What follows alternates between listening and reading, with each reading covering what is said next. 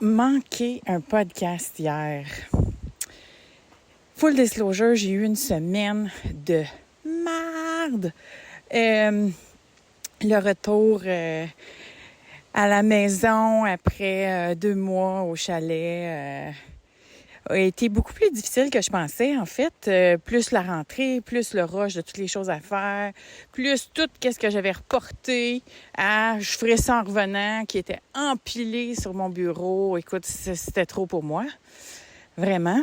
Et là, qu'est-ce qui m'arrive quand que je suis ultra stressée, que j'ai trop de choses à faire? Je veux pas bloquer. Tu sais, il y a des gens, je sais pas si vous procrastinez, vous, mais des fois, tu sais, quand on a trop de choses à faire, là, on bloque. Il y a des gens qui bloquent. Alors que moi, ce que j'ai trouvé comme truc pour moi, c'est l'affaire dans ta pile que tu as le goût de faire, même si elle n'est pas numéro 1, 2 ou 3, mettons qu'elle est numéro 9. Mais si tu as le goût, fais-la. Fait que c'est ça que j'ai fait. J'ai fait des choses que j'avais le goût. Puis, comme une des raisons pour lesquelles j'ai eu une semaine difficile, c'est que je m'ennuie de ma vie en campagne. Ça a été, tu sais, je suis revenue avec un genre de blues, là, parfois.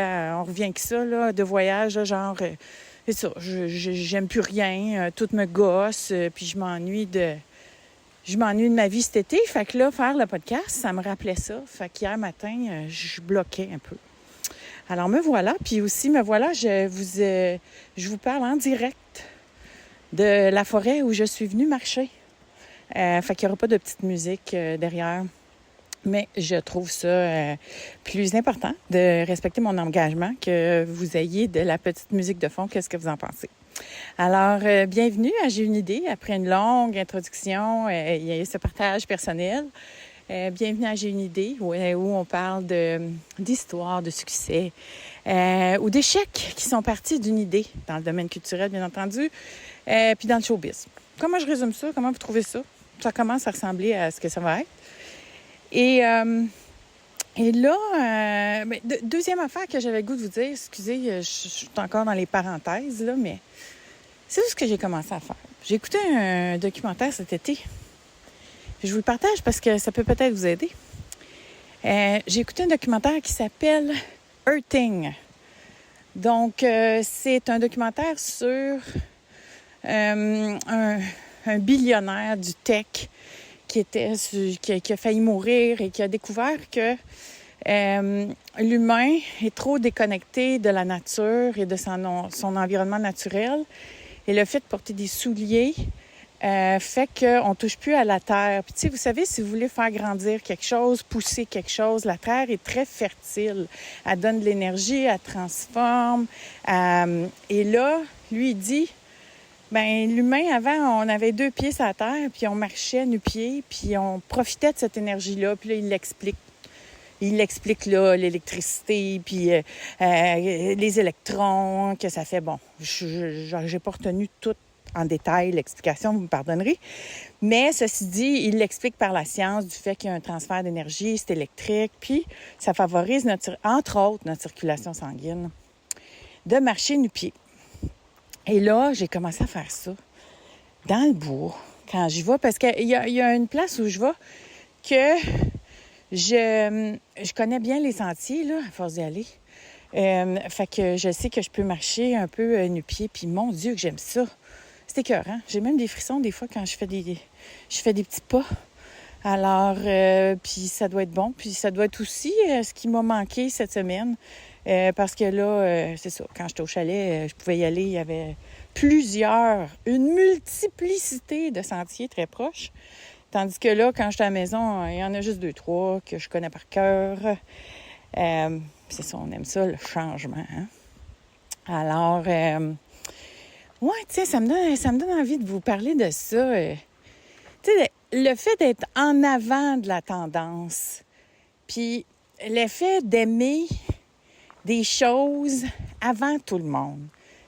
J'avoue que c'est peut-être ça, tu sais, peut-être que les gens qui sont super spirituels vont dire que, tu sais, il y a des gens qui sont dans l'énergie quantique un petit peu en avant, là. Alors, peut-être que j'ai 15 minutes d'avance. Je sais pas. Mais ça m'est arrivé souvent, tu sais, quand je commence à aimer quelque chose, ben ça va devenir populaire après. Puis c'est d'ailleurs comme ça que j'ai été capable de faire une carrière de productrice prolifique parce que je pouvais dire, OK, telle toune, ça va être écœurant. Puis effectivement, tu sais, 3 mois, 6 mois ou 1 an plus tard, c'était partout sur les palmarès. Mais j'avais toujours fait ça avant pour le fun aussi, là. J'aimais découvrir que ce soit des émissions de télé avant tout le monde. Puis c'est ça, j'aime les choses populaires, mais j'aime pas les affaires que, tu sais, tout le monde écoute puis tout le monde dit que c'est bon, là. Ça, je suis prête à passer à autre chose, on dirait, quand c'est ça. Puis là, j'ai peur que c'est ça qui va arriver avec Chaperone, là. Parce que là, quand tout le monde puis sa grand-mère va triper sur Chaperone, bien, je vais avoir le goût de découvrir the next best thing. Tu sais, quelle autre chose qui s'en vient. Quoique, j'ai l'impression que Chaperone va continuer de nous surprendre, tu sais, et continuer de créer le wow et l'engouement. Là, je sais pas si vous avez vu, elle a sorti un... Quand je vous en ai parlé lors du podcast où je l'ai mentionné, je vous ai dit, hey, elle a sorti une vidéo qui dit... arrêtez de m'achaler quand je suis dans la rue, je suis pas votre propriété, puis ça se peut que j'ai le droit de dire non pour des photos parce qu'il faut que je m'en aille quelque part. Tu sais, j'imagine qu'elle a un horaire assez intense et j'imagine que le monde l'aime intense parce elle a énormément d'engagement, elle crée énormément d'engagement, donc elle va créer un fanatisme très fort. Alors, cette vidéo-là, elle a mis ses limites. Et ça, c'est assez groundbreaking parce que les compagnies de management où tout le monde disait aux artistes, fais jamais ça, dis pas à tes fans ce que tu n'aimes pas, tu sais, parce que c'est eux autres qui payent ton loyer. Puis à quelque part, oui, mais ça veut pas dire qu'il n'y a pas de limite. Alors, je pense que tout ce qu'elle a essayé de faire, c'est de mettre des limites là, à quelque chose d'un petit peu trop intense. Puis je pense qu'elle avait des stalkers, là. Alors, parce que ça aussi, ça arrive, là, le fanatisme intense crée ça, provoque ça. Alors ça, c'est quand même assez novateur. Puis je pense qu'elle va continuer de faire des choses pas comme tout le monde. Puis elle va continuer de nous émerveiller fort probablement. Puis là, ça m'est arrivé... Je vais vous dire que ça m'arrive à propos de chez nous de ce temps-là. Ça fait un bon bout de temps que j'habite à la même place, puis quand je suis arrivée là, personne ne connaissait ça, ce spot-là. J'étais la première jeune qui a acheté dans ce coin-là. Puis là, c'est une place assez formidable. Puis, mais c'est comme, là, je vais me promener là, où est-ce que je vais marcher, où est-ce que ça fait 15 ans que je vais marcher. Je vais marcher, puis là, alors que j'étais toute seule à l'époque, là, on est rendu qu'il y a... tu sais, que tout le monde... Puis sa grand-mère vient marcher là, c'est vraiment la foule. Puis est-ce que j'aime quelque chose qui est trop populaire puis que tout le monde dit que c'est hot? Je sais pas. Est-ce que... Ça, c'était ma grosse question toute la semaine. Est-ce que je suis prête à passer à autre chose? Côté maison. Puis là, je me dis, ben non, j'ai beau chercher, je trouve rien, j'aime mieux que chez nous. Fait que là, qu'est-ce que je fais? Ça a été mon questionnement de la semaine. C'était ça mes idées. Quelque part, je suis transparente avec vous. Puis je me disais que c'est ça, aimer ce que tout le monde aime, ça a peut-être jamais été mon fort. Donc, je vous ai parlé de earthing, je vous ai parlé de mode, j'ai parlé de Chaperone. Mon vrai sujet d'aujourd'hui va être la question suivante. Est-ce que tous les grands artistes, les plus prolifiques, est-ce que vous les connaissez nécessairement? Puis, c'est drôle parce qu'aujourd'hui, j'ai vu un post d'Anne-Marie Duprat sur Facebook qui disait ouais, je vois des gens que je connais devenir super big, puis moi, tu sais, ça fait 25 ans que je travaille, je me démène, puis, tu sais, je jouerai jamais devant des grandes foules, j'aurai jamais une émission de radio, une émission de télé, comme j'ai toujours souhaité. Puis, pourtant, Anne-Marie, tu sais, c'est une fille qui a probablement créé dans tous les médiums. Elle a écrit des livres, elle a fait des vidéos, elle a fait des shows à partir des mouvements. Je veux dire, artistiquement parlant, c'est quelqu'un qui a énormément créé, été prolifique, qui a trouvé plusieurs fois un public. Puis c'est un parcours admirable. Puis c'est un parcours comme beaucoup d'autres artistes dont vous entendez peu parler. Parce que le grand break, là, celui qui fait que du jour au lendemain, tout le monde et sa grand-mère tripe sur toi, c'est rare. C'est rare, puis il y a plusieurs ingrédients qui participent de ça. Puis là, Anne-Marie, je la connais pas tant que ça, mais une des choses que j'ai remarquées avec le temps, c'est que souvent, les artistes qui sont ultra intelligents, donc des gens qui sont intellectuellement, là, qui se posent bien des questions, là, parce qu'ils sont poussés, c'est plus difficile d'avoir une carrière dans un système qui demande de l'abandon, qui demande qu'on fasse confiance au système, qui demande qu'on ne remette pas en question les modèles, qui demande qu'on suive la vague un peu.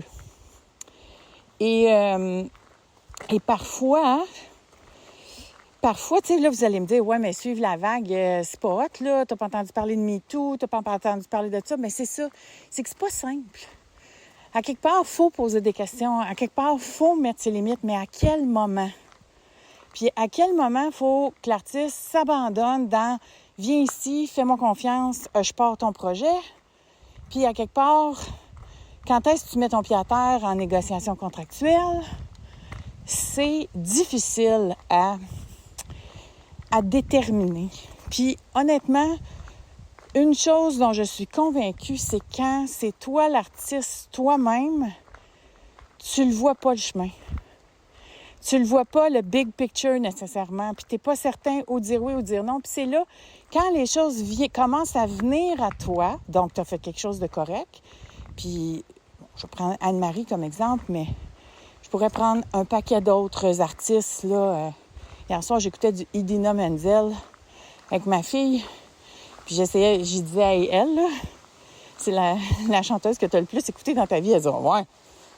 J'ai dit, oui, c'est clair, net et précis que c'est elle que tu as écouté le plus dans ta vie. Ben, je sais même pas c'est qui, maman. Ben non, mais c'est parce que c'est la chanteuse de Let It Go, la toune de la Reine des Neiges. Donc, la fille qui a eu son big break, alors qu'elle est probablement allée faire des voice-overs pour Disney, elle a chanté sa toune en 47 minutes. Puis ça allait être son big break ever artistique, mais elle a peut-être pas vu venir. Parce qu'au moment où ça s'est arrivé, elle avait lâché prise. Parce que Idina Menzel a été sur le bord d'avoir une carrière mondiale plusieurs fois dans sa vie. C'est une fille qui a une super belle voix. C'est une fille qui a participé à des projets ultra porteurs. Elle était dans la première mouture de Rent. Puis la première mouture de Rent à New York, la plupart des gens qui ont été dans cette première mouture-là sont devenus des superstars. Même la deuxième mouture aussi. Donc elle, on avait beaucoup misé sur elle et sur sa carrière. Mais elle a réussi. Tu sais, on s'entend, elle chante La Reine des Neiges. Entre vous et moi, là, juste les droits, parce que maintenant, il y a des droits pour les interprètes. Juste les droits qu'elle doit recevoir avec Let It Go. Entre toi et moi, elle ne doit pas avoir besoin de travailler. Alors, pas souvent, en tout cas. Et puis, elle peut rester, rester et s'occuper de son bonheur. Mais tu sais, elle a probablement dû passer proche plein de fois. Puis, tu sais, c'est pas rien chanter La Reine des Neiges. Puis, écoute, elle a été dans Rent, elle a joué aussi, c'est une actrice. Tu sais, elle a fait des choses formidables. Peut-être certaines que je sais pas, là, que vous allez m'écrire et me dire « Oui, mais Janielle, elle a fait telle affaire. » Bien, c'est ça. Le grand public sait pas tout ça. Mais il y a certains artistes extrêmement prolifiques qu'on connaît pas nécessairement. Puis moi, pour vous raconter une histoire un petit peu... j'ai été témoin de ça, tu sais, d'une artiste extraordinaire qui a passé proche tellement de fois. Puis, c'est pas toujours une question de manque de talent, c'est pas toujours une question de manque de confiance, c'est pas toujours une question de manque d'abandon ou de lâcher prise. Des fois, c'est du timing, des fois, c'est de la chance carrément. Mais c'est sûr que quand tu passes proche plein de fois de devenir mondial, il y a quelque part que ce near miss-là, là, ça t'appartient. Tu sais, il y a une petite partie qui appartient à l'artiste. Puis ça, il faut le faire, ce travail-là. Tu sais, cette petite affaire-là qui bloque, là. Parce qu'il y a quelque chose qui bloque quand ça bloque. Puis, dans le cas de Jody Restac, donc je vais vous parler de Jody Restac parce que moi, quand j'ai rencontré Jody, elle avait eu un numéro 1 et ici et en France. Elle venait d'avoir fait une toune avec LMDS, première toune. Elle fait des bacs, elle n'a même pas suivi de cours de chant. C'est l'arrière-petite-fille de la poune. Mais moitié jamaïcaine, par une voix extraordinaire. Et là, donc, numéro 1 en France, est approchée par la compagnie de production de Patrick Bruel, veut la signer. Je pense qu'il la signe, puis là, pour plusieurs raisons, ça tombe à l'eau. Après ça, elle s'en vient, elle est signée par Donald. Moi, à l'époque où je la rencontre, elle est signée par Donald. On fait un album. Ensuite, va choper cet album-là en France. Les Français capotent sur Jody, veulent l'inviter sur des featuring. Ils aiment ses chansons, elle a une super voix. Et pour plein de raisons, ils m'offrent le contrat, ils me disent tant d'avance, tout ça. Mais quand vient le temps de signer puis de payer, il arrive de quoi, là? En fait, il y a des tunes qu'ils n'aimaient pas, là, qui voulaient qu'on recommence. Là, ça commençait à être compliqué. Puis finalement, le deal est tombé à l'eau. Tu sais, nous, on avait une date, il fallait qu'on sorte. Au Québec, on est subventionné. Si on sort pas, là, le streaming avait commencé. Puis là, si on sortait au Québec, ça allait déborder en France. Anyway, là, je vous donne des particularités de pourquoi ça a tombé. Mais on a essayé fort que ça tombe pas, mais ça a tombé. Ceci dit, donc, tu sais, gros deal, Universal France, méga, là, c'est la compagnie numéro 1, là, à l'époque, là. Ensuite, dernière affaire, on est à Los Angeles pour un showcase. Un des plus gros labels européens capote dessus. Il vient nous voir tout de suite après. OK, on veut la signer. On va y faire un album par le réalisateur de Seal. Puis là, il raconte tout ça à elle, là. Parce que là, elle, là, tu sais, imaginez-vous l'aventure humaine. Elle se fait raconter, tu sais, Patrick Bruel la signe, tu vas devenir super big, etc. Puis finalement, ça n'arrive pas. Après ça, Universal France, tu vas voir, ça va être écœurant. Puis après ça n'arrive pas. Et là, on va te faire un album avec le réalisateur de Seal. Tu vas venir à Londres, puis tout, puis ça va être incroyable. Puis finalement, ça n'arrive pas. Alors, puis tu sais, moi, je le dis souvent, je le redis même. L'album de Jody Restac, c'est le meilleur album qu'on n'a jamais produit dans notre aventure de Déjà Musique. Oui, il y a des bons albums. Le premier Boom Desjardins, c'est bon. Danny Bédard, certaines tunes incroyables. Jonas aussi. Mais l'album de Jody, écoute, elle écrit des tunes avec des gens qui sont devenus super célèbres après, là. Elle aussi, elle avait l'œil. Elle aussi, elle trouvait du talent. Elle a découvert plusieurs réalisateurs qui sont devenus très, très big par après. Puis son album, elle l'avait fait avec, avec John Matt. Et vous le connaissez toutes maintenant parce qu'il y a un succès mondial avec son band. Un band anglophone de Montréal. On va vous l'écrire dans le chat, là, parce que, évidemment, là, je le trouve pas. Bon. Fait que John Matt avait réalisé l'album puis écrit des tunes avec elle. Fait qu'elle aussi, elle avait l'œil et tout ça. Puis c'est jamais arrivé. Puis c'est sûr que c'est très, très, très décevant quand ça arrive pas et que tu avais le talent, tu voulais. Mais il y avait, tu sais, aujourd'hui, en rétrospective, si on lui demandait, peut-être qu'elle dirait, telle affaire ou telle affaire. Tu sais, c'est sûr que nous, comme compagnie, on a fait une rétroaction. On s'est dit qu'est-ce qu'on aurait pu faire, mais vous savez, quand on travaille avec des artistes, il y a un bout qu'on ne peut pas le faire. Hein? Ça appartient à l'artiste aussi. Fait qu'il y avait de la chance aussi et tout ça. Fait que parfois, les plus grands artistes, on n'est pas au courant de ce qu'ils ont fait ou de qui ils sont parce que les astres n'étaient peut-être pas alignés.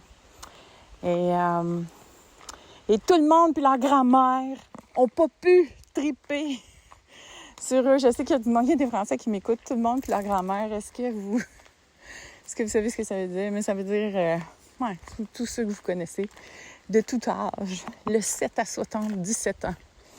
Alors, voilà, merci d'avoir été avec moi pendant ma marche dans le bois, que j'ai fait une portion du pied. Faites du hurting si vous avez envie. Merci à ceux et celles qui se sont procurés ma formation La puissance d'une histoire, le pouvoir du storytelling, avec un cahier qui vous permet de construire le narratif de votre histoire selon les scénarios qui ont été les plus populaires mondialement, parce qu'on a découvert une structure qui permet d'identifier ce qui va être gagnant dans le récit de votre histoire ou d'une portion de votre histoire. Fait que merci à ceux qui se sont procurés puis ceux qui veulent se le procurer. Je vous encourage à y aller. Alors, on se revoit mardi.